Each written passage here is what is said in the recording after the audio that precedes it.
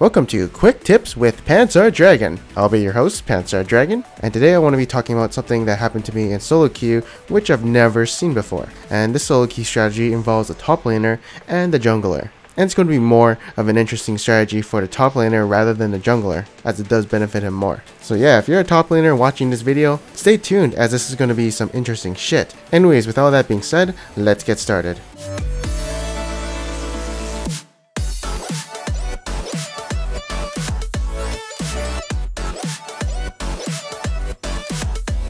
Okay, so what essentially happened to me in solo queue was my top laner asked if I wanted to Dumbo jungle, and I replied, "What the fuck? Are you trolling me, bruh? This isn't LCS, we aren't 1v2ing, and then my team is like, no, it's actually a thing now," and I'm like, what?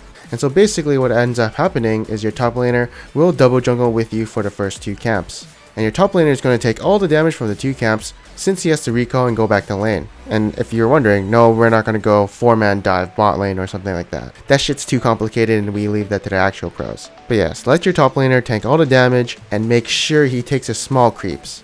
That is big. The reason you want him to take the small creeps is because he wants to go back with a ward and 4 or 5 pots. This is much better than the top laner soloing wraiths or something like that, since it also helps your jungler take less damage in the early game and apply some early game pressure, so that's why it's really good. You also don't lose too much bonus gold since you're taking the big camps, which gives you 50 more gold, as you do have that machete, so it's not that big of a deal, plus you don't need the gold since you aren't going to recall anytime soon. The only con about doing this is that it takes 4 camps to get the level 3 instead of 3 camps, but I mean for your top laner to tank the golems and your red buff, or if you're on blue side, Gromp and the blue buff. It's pretty worth it since you'll be full hit point, you'll have 2 pots, and you'll be level 2 for your 3rd camp, or if you want to do cheesy level 2 gank.